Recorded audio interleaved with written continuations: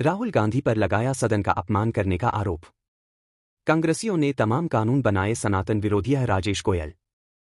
मुजफ्फरनगर जनपद के भाजपा कार्यकर्ता राजेश गोयल ने नई मंडी स्थित अपने कार्यालय पर पत्रकारों से रूबरू होते हुए राहुल गांधी पर संसद में खड़े होकर हिंदुओं का अपमान नहीं किया बल्कि संसद का भी अपमान करने का आरोप लगाया है। उन्होंने कहा कि लोकसभा चुनाव में राहुल गांधी के सभी सांसदों ने झूठ का सहारा लेकर चुनाव जीतने का कार्य किया है। उन्होंने कहा कि कांग्रेस पहले से ही भ्रष्टाचार का जन्मदाता माना जाता है। उन्होंने कहा कि आज तक कांग्रेस द्वारा देशहित में एक भी कार्य नहीं किया, क्योंकि वह जानते थे कि कांग्रेस केवल झूठ के सहारे एवं बेबुनियादी मुद्दों को आधार बनाकर ही सत्ता काबिज कर सकी है, जो सनातन धर्म को एकदम मंजूर नहीं है। भाजपा कार्यकर्ता राजेश गोयल ने कहा कि लोकसभा चुनाव से पूर्व राहुल गांधी द्वारा महिलाओं को 8,500 रुपए दिए जाने का वायदा किया था, मगर अभी तक किसी भी महिला को चुनावी दौर में किए गए वादे की रकम नहीं मिल पाई है। उन्होंने कहा कि राहुल गांधी को पहले से ही झूठे वादों पर राजनीति करना आया है, जिस कारण आज विपक्ष में बैठकर अपने आप को कोस रहा है। उन्होंने कहा कि यदि राहुल गांधी देश चलाने के काबिल होते तो जनता उनको भी मौका जरूर देती, मगर राहुल गांधी खुद को अच्छे से नहीं संभाल पा रहे हैं तो देश को क्या खाक संभालेंगे, जिसमें एक जिम्मेदार व्यक्ति से 140 करोड़ देशवासियों की उम्मीद जुड़ी होती है कि देश को विकास की राह पर ले जाकर आधुनिकता से देशवासियों को रूबरू कराएगा। वहीं संसद में शपथ ग्रहण समारोह के दौरान ओवैसी द्वारा बोले गए जय फिलिस्तीन के नारे पर ओवैसी पर जमकर तंज कसा है। उनका कहना है कि संसद में शपथ ग्रहण समारोह के दौरान ओवैसी द्वारा बोले गए शब्दों को वापस लेकर माफी मांगनी चाहिए या फिर भारत सरकार को ओवैसी द्वारा बोले गए शब्दों के आधार पर जांच के शिकंजे में कसना चाहिए, ताकि भविष्य में कोई भी भ्रष्ट सांसद इस प्रकार की घिनौनी हरकत न कर सके। ब्यूरो रिपोर्ट, कानून की वाणी। जी, आज आपने जो कार्यक्रम किया है, किन मांगों को, क्या मुद्दा है आज? हाँ, मैं राजेश गोयल मुजफ्फरनगर से। सबसे पहले तो सभी भारतीय सनातन भाइयों को जय श्री राम।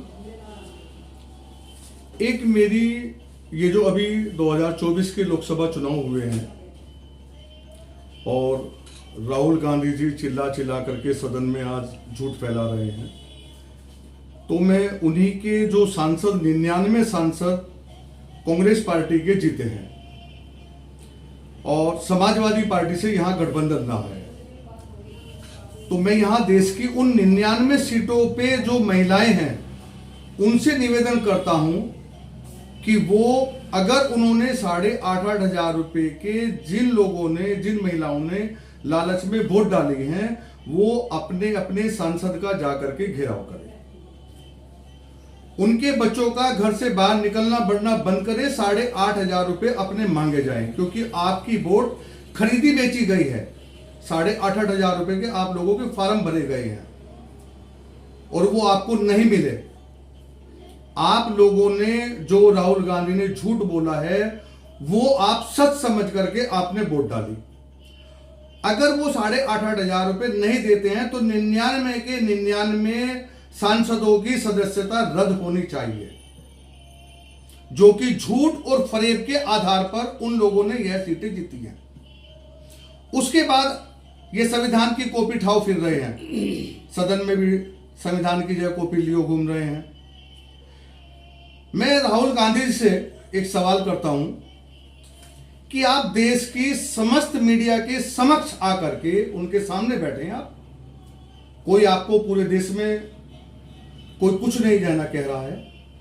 हो सकता है कि आप जो कर रहे हो अच्छा ही कर रहे हो, तो आप एक काम करिएगा, देश की समस्त मीडिया के सामने 1947 से लेकर के आपके नाना के कार्यकाल से लेकर के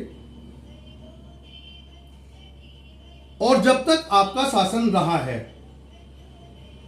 तब तक आप एक चीज यह गिनवा दीजिएगा कि हमारे परिवार ने देश के अंदर सनातन समाज के लिए यह भला कार्य किया है। अगर आप इस चीज को साबित कर देते हैं तो हम लोग अपनी गलतियों को भी मान सकते हैं कि हाँ, कुछ गलतियां हमसे भी हुई।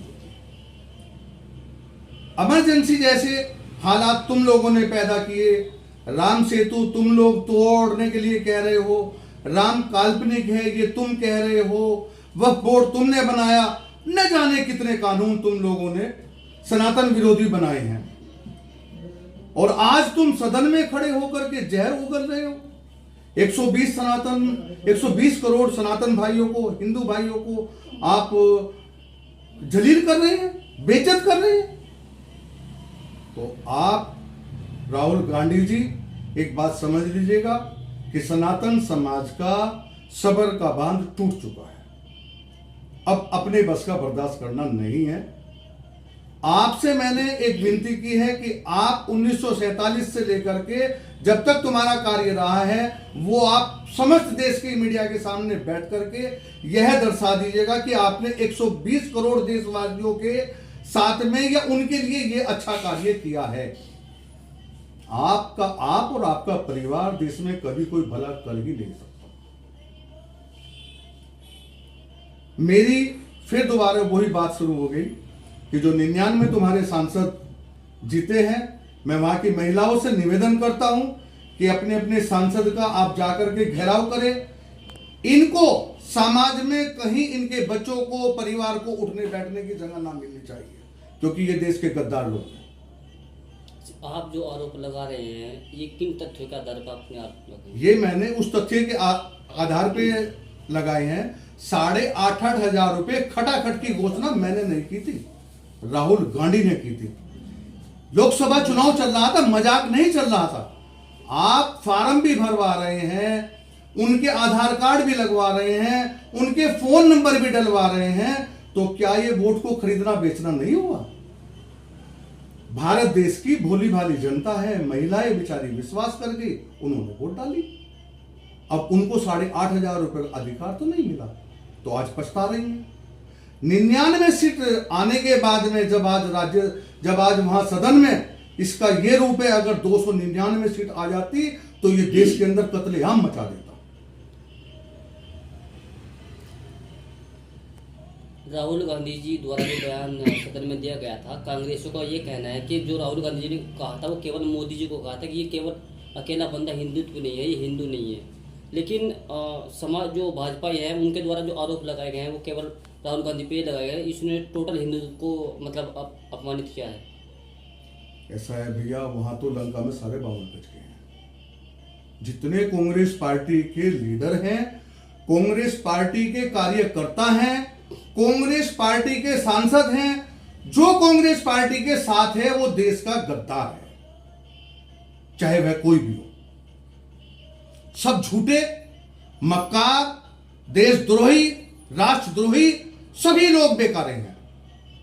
तो इसलिए अगर ये इस तरह के बयानबाजी कर रहे हैं, बल्कि मुझे तो, मैंने अभी टीवी पर 2-3 रोज पहले उद्धव ठाकरे जी की स्पीच सुनी कि राहुल गांधी जी ठीक कह रहे हैं, इस तरह के सब उन्होंने बोले हैं। तो मैं हमारे यहाँ बाला साहब ठाकरे जो एक हिंदुत्व की जान थे, हैं आज भी, वो हमारी आत्माओं के अंदर बसे हुए हैं। एक पिता का अपमान करते हुए एक अच्छा नहीं लगा। उद्धव ठाकरे जी को ऐसा नहीं करना चाहिए था। और मैं यहाँ सदन में या भारत देश में जो कांग्रेस पार्टी बैठी है उनसे मैं ये भी कह देता हूं कि मेरे यहां आज भी शिवाजी महाराज बहुत हैं, महाराणा प्रताप बहुत हैं। सबर का बांध टूट चुका है। अब अपने बस का बर्दाश्त करना नहीं है। आपसे मैंने एक विनती की है कि आप 1947 से लेकर के जब तक तुम्हारा कार्य रहा है वो आप समस्त देश के मीडिया के सामने बैठ करके यह दर्शा दीजिएगा कि आपने 120 करोड़ देशवासियों के साथ में या उनके लिए यह अच्छा कार्य किया है। आप और आपका परिवार देश में कभी कोई भला कर ही नहीं सकता।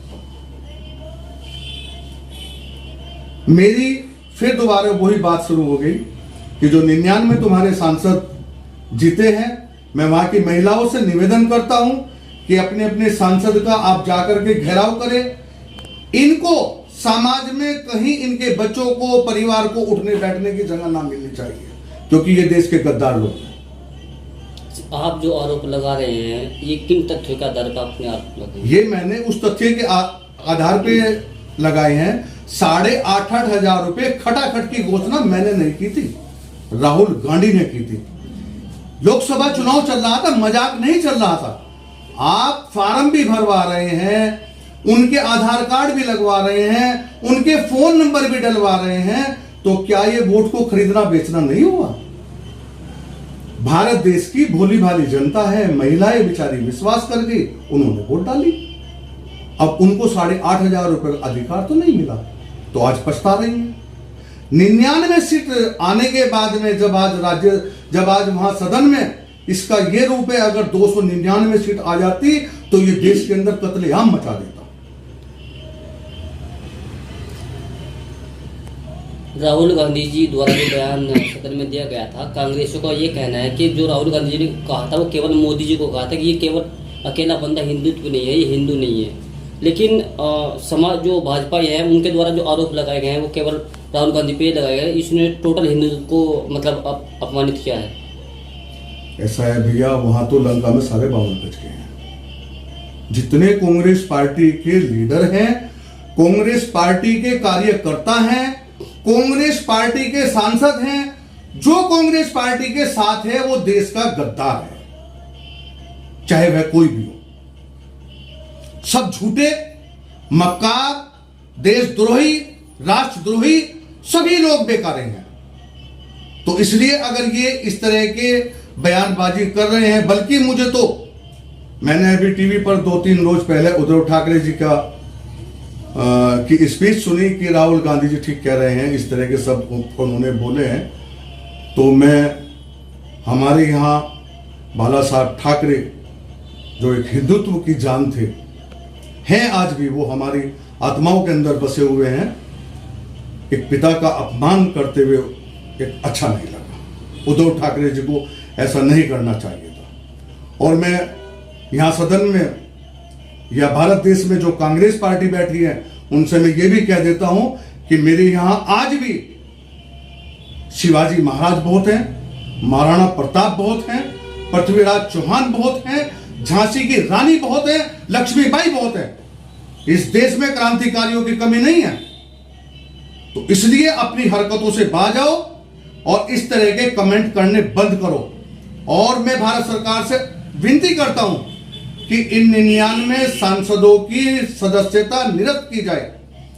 एक और सवाल है इसके साथ में, अभी ये हैदराबाद का वो बकरे से मुंह वाला, क्या नाम है उसका, ओवैसी, उसका चेहरा भी ऐसे लगता है कि अगर बकरा खड़ा कर दो तो सेम बकरे में, और उसमें कोई फर्क नहीं है, बिल्कुल सेम मैं वो करता है, मैं ये करता है, दोनों मैं करते हैं बकरे की तरह। ओवैसी, आज मैं देश की राष्ट्रीय सुरक्षा के ऊपर सवाल उठाता हूं कि हमारे देश की जो राष्ट्रीय सुरक्षा एजेंसियां हैं वो क्या कर रही हैं?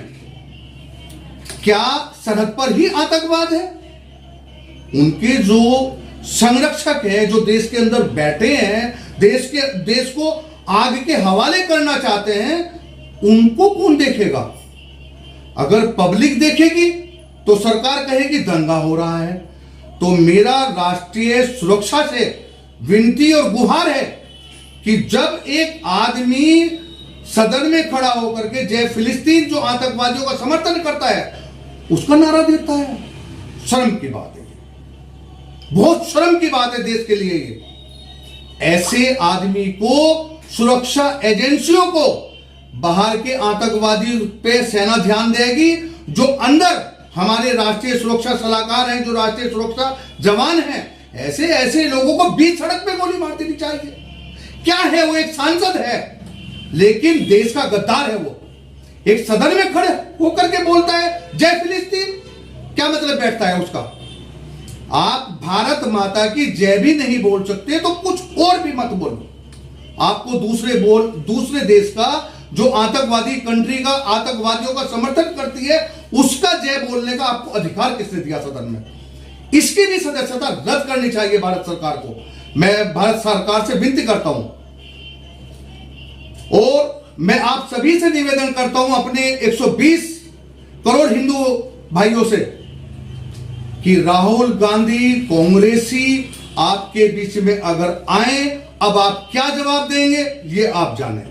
जय श्री राम। सदन में जब ओवैसी जी वो शपथ ले रहे थे उस दौरान ये कहा था कि जय फिलिस्तीन, उस दौरान वहाँ पे भाजपा के भी बड़े बड़े मंत्री मौजूद थे, इनफैक्ट नरेंद्र मोदी जी वहाँ पे मौजूद थे।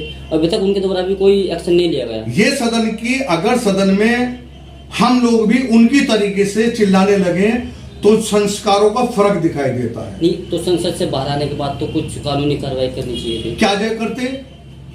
जो कानूनी कार्रवाई जो लोग इस काम में लगे हुए हैं वो कर रहे हैं, लेकिन मेरा तो राष्ट्रीय सुरक्षा जो एजेंसी है उनसे विनती है कि घर के बाहर तो जो सरहद पे हैं आतंकवादी वो तो हैं, जो उनके संरक्षक यहां बैठे हैं उन पर भी ध्यान देने की आवश्यकता है। जी, जैसे देखा जा रहा है जैसे कि आप साथ समर्थन कर रहे हैं, क्या मामला है? देखिए, जो भी गोयल जी ने कहा बिल्कुल ठीक है। सदन जो है हमारा पवित्र मंदिर है, उसके अंदर आतंकवादी देश के नारे लगाना, हिंदुत्व को गद्दार कहना, हिंसक कहना एक तरह से देशद्रोही प्रकार है। और कांग्रेस जो रही है हमेशा देशद्रोही के साथ रही है। आपने देखा होगा जब भी कोई सैनिक मरता था उसे श्रद्धांजलि देने कांग्रेस नहीं जाती, लेकिन यदि आतंकवादी मर जाता है वो सबसे पहले वहां पहुंचता है। तो ऐसे लोगों की तो संसद सदस्यता ही समाप्त कर देनी चाहिए। और मैं तो यहाँ तक कहूंगा कि इनको चुनाव लड़ने पर भी प्रतिबंध है।